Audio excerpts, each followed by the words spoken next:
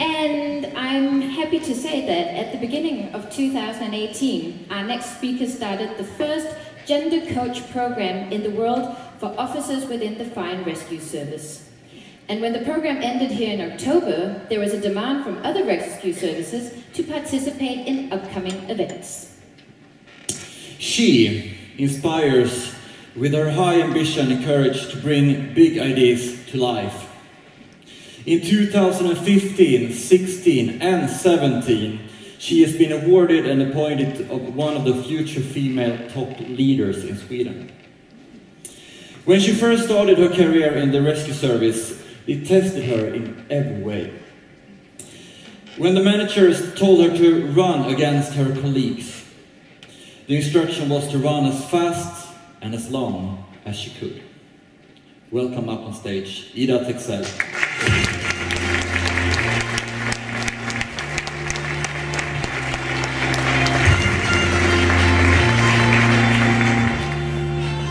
So, Ida, I'm really interested and curious to know, how did that race run? It was back in 1999. It was before I sort of gained a little bit of weight. And it was actually so that my father, who's besides Finnish, is also a marathon runner, and the people didn't know that when they conquered me in that kind of exercise. So yes, I ran. And we were running actually in front of the vehicle, and the manager was really clear with, if you don't have energy or the power, my friend, and I think it's a little friend, then you just go back in the vehicle and sit. And then you look while we run. And I went like, hell no. And I ran. That's the start of my career. So I'm still running, but maybe not in front of vehicles, but on other arenas, I think. We are so glad for that. All right, thank you so much. All right. People are illogical, unreasonable, and self-centered. Love them anyway. If you do good, people will accuse you of selfish, ulterior motives. Do good anyway. If you are successful, you will win false friends and true enemies. Do good anyway. The good you do today will be forgotten tomorrow. Do good anyway. Honesty and frankness makes you vulnerable. Be honest and frank anyway.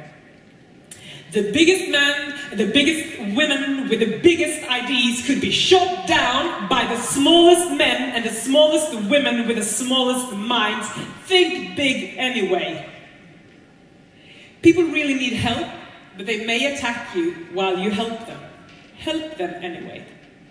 Give the world the best you have and you'll get kicked in the teeth, but hey, give the world the best you have anyway.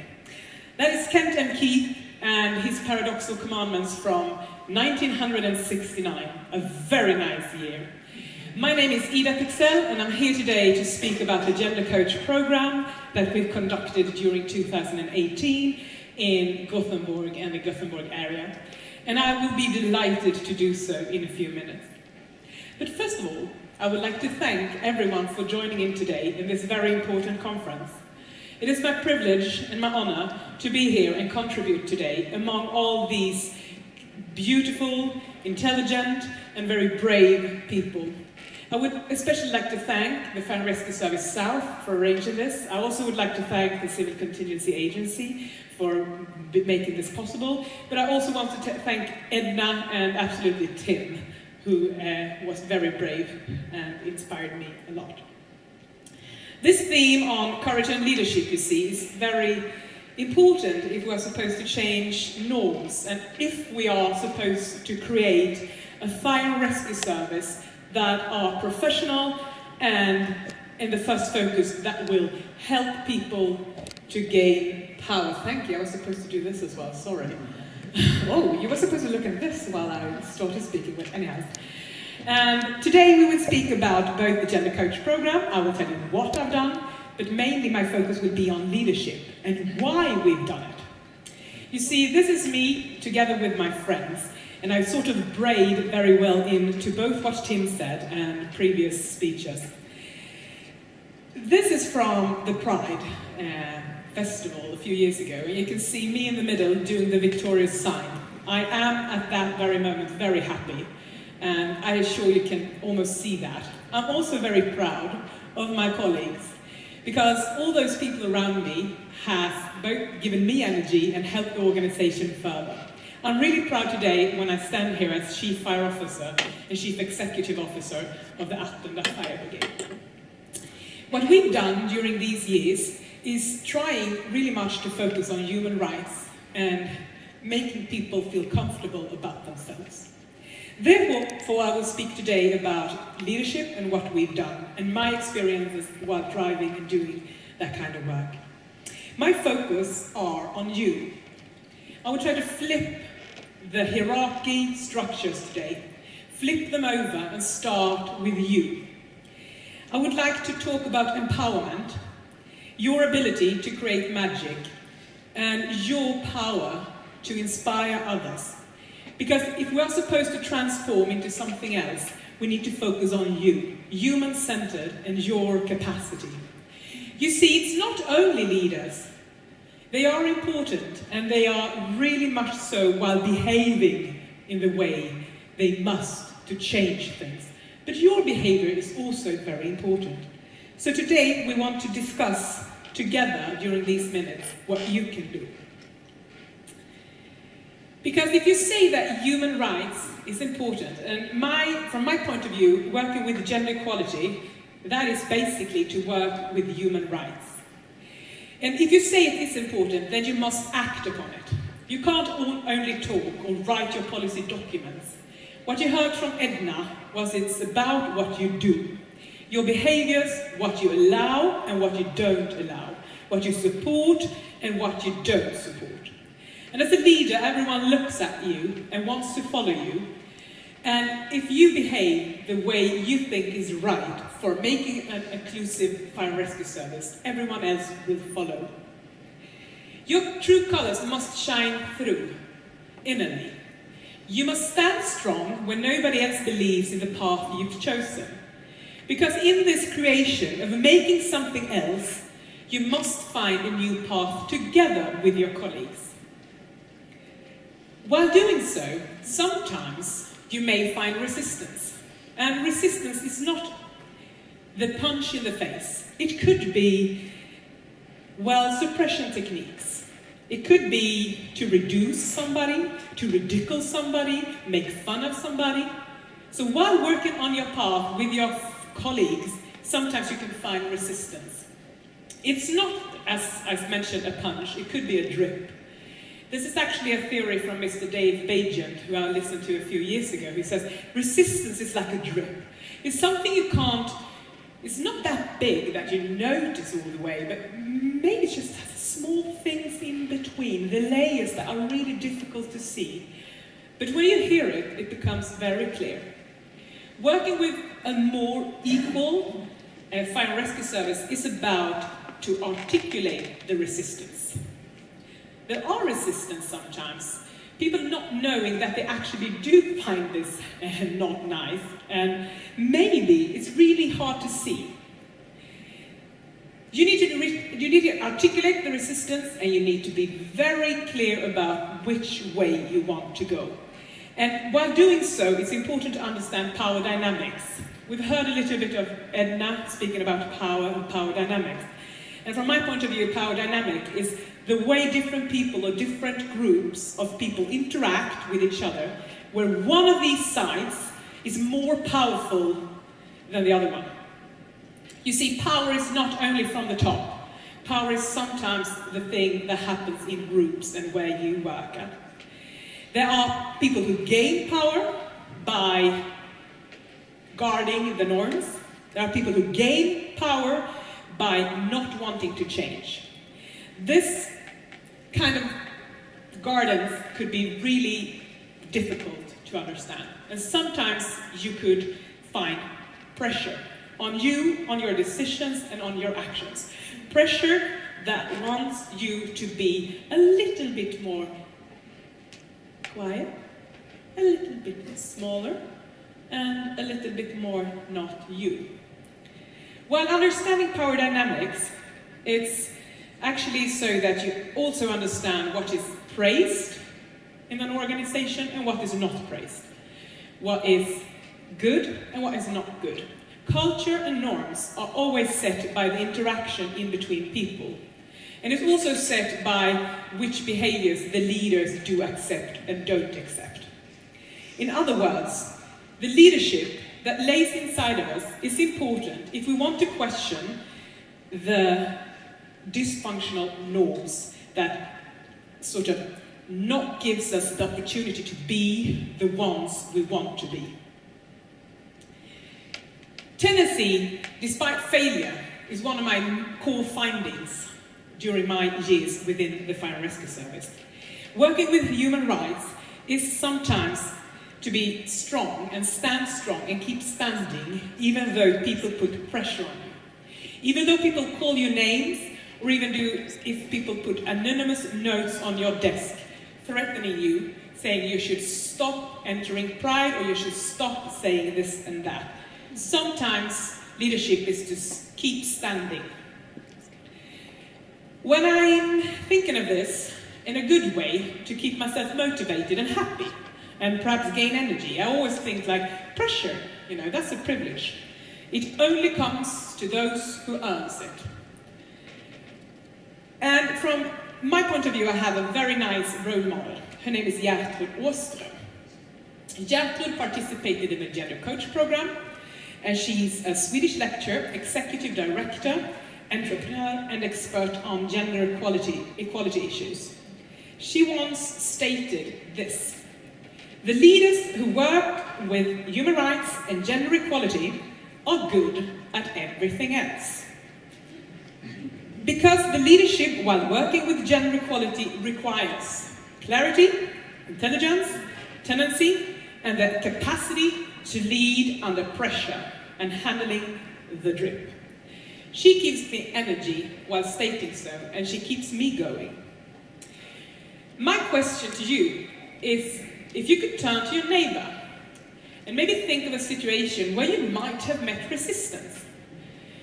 If seeing a dysfunctional norm, a dysfunctional behavior, have you ever met resistance when you articulate and want to stop that kind of dysfunctional attitude or behavior? And what kind of resistance did you meet? 1 minute, turn to your neighbor and just open the room. Welcome.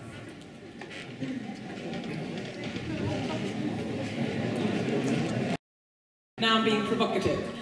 But from my point of view, while working during my years in the Fire and Rescue Service, I have really met resistance, and I've worked my way through it in different ways. But I also am very grateful for everything I've been through, because I've learned about courage and what lives inside of me.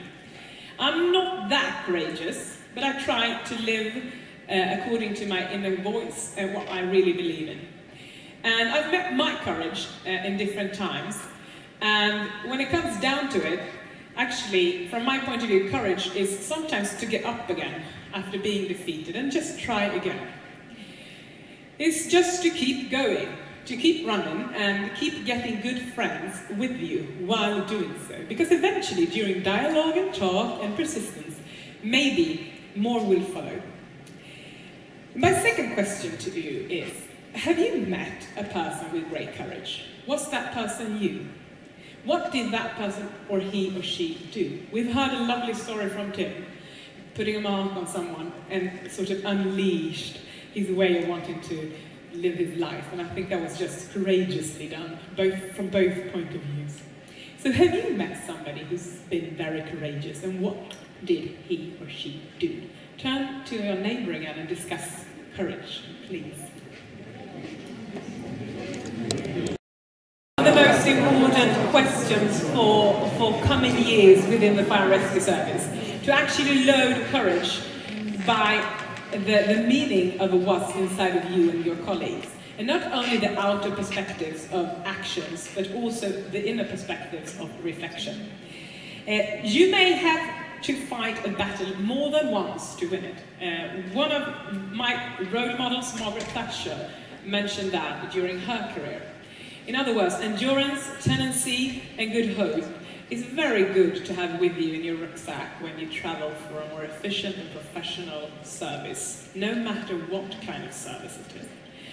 These are my role models. I have Grynet. She's a very famous Swedish actor during at least my teenager, when I was young.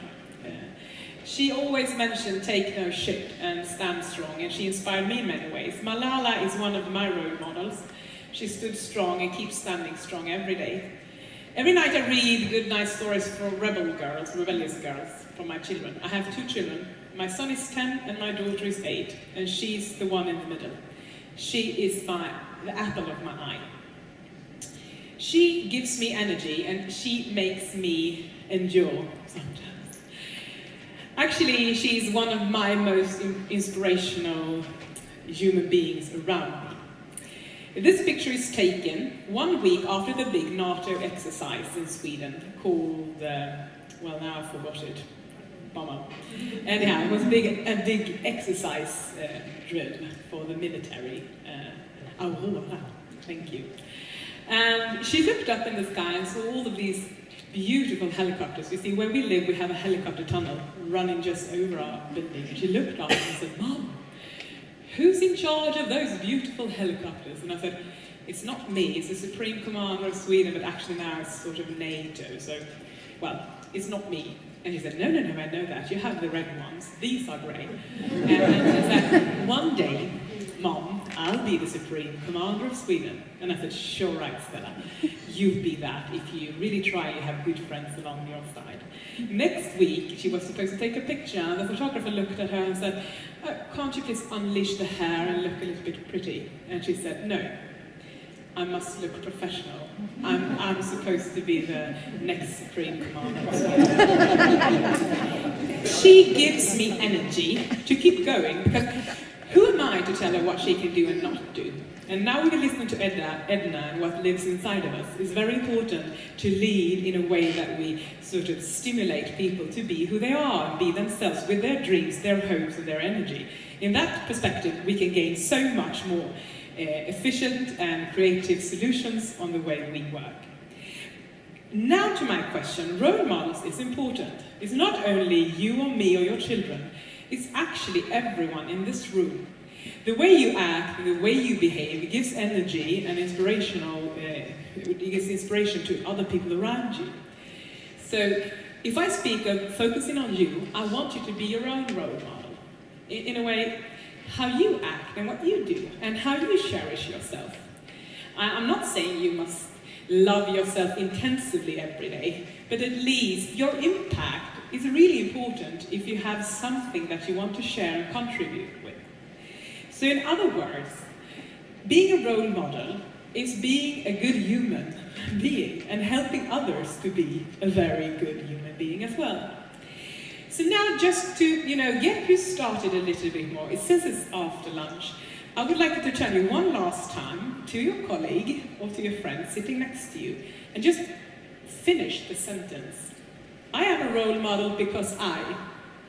Okay, there you go. One more time and then I'll finish. In the background, here are both the adepts and the coaches that we... sounded like bosses. I don't mean coaches. I'm sorry. My British is not very... correct sometimes, but I'm sure you understand what I mean. The coaches and the adepts working during this program. We started off in March with the thought of making these people be good role models, behaving good and sort of boosting them for the future. And we created the program together with the Swedish Civil Contingency Agency and with a network for a more equal fire and rescue service where there's members in the room. We decided to arrange a program with 3 modules. The first one was started up in March, where we addressed gender equality integration and personal leadership in matters of how do I want to behave, how do I want people to follow, which path do I want to choose. The second model was about power, who gain power, who does not gain power. And the third was to lead in change, while being, feeling pressure and still keep going. And in spring 2019, we hope to have a follow-up and evaluation. The purpose of the program was to increase capacity to take into account gender equality policy and gender perspective in our daily work. Not something by the side, integrated into your decision making and into your daily work. The second purpose was to increase ability to handle organizational barriers in the work of gender mainstreaming by handling pressure and by working with structure and culture. And then, of course, to develop an action plan for their own leadership and for their own organization. And then develop this plan and implement this plan. So this program has been really rewarding. We have many nice colleagues, both in the room, participating in the program and helping both each other and other colleagues during these months. The findings during this program is that it's necessary to focus on leadership on top for executives in the way they lead and how they manage change and how they still keep standing and how they work with both pressure and the drip. The most common drip in the fire and rescue service is that you have a group who closures and decides what's okay and what's not okay. And sometimes the group sets the power and the group owns the power dynamics. So how can you as a leader work with groups, creating them and making them feel open and inclusive without letting go of the good? That was a really important red thread during these months. But it was also to really articulate, you know, we have roles in our organizations. Every organization has their norms, their culture, and their sort of squares. You stand in a square saying, I am a fire chief, or I am a firefighter, or I am this, or I am that. Working for a more inclusive fire and rescue service is sometimes to step outside your own box and find what's in common. In other words, what can unite us while working for a more efficient, more inclusive fire and rescue service. Not based by our uniform, but based on what we are as human beings and what we could contribute with. I want to show you a film, a clip. It takes 2.5 minutes. It is from Danish TV 2, and it sort of articulates the red thread during the program. In other words, finding good solutions, looking at each other for those human beings we are, and not for the role that we hold at the moment, or the position we hold at the moment. So I would like to start the clip, please.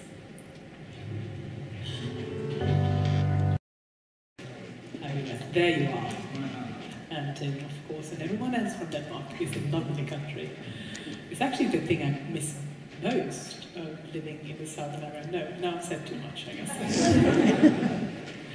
Anyhow, if you want to know more about the Gender Coach program, you can go into our website. It's called NGL, and help me my eyes, .nu. NGL.nu, and there you can find some information. And from January, it's actually the Fire and Rescue Service from Gothenburg that will hold the chair position. So we hope that there will be another program, and another program after that. So, I thank you very much for listening in today, and I hope also that you'll have lovely days here in Malmö, which is actually one of the best parts of Sweden. I haven't said it. It's like, almost like Bridget Jones. And I hope that you can get in contact with both Eric or those people who have worked with the Gender program, the Gender Coach program, because there are many people in the room today. And for those of you standing strong and making good, my only advice for you is keep going! All right, thank you.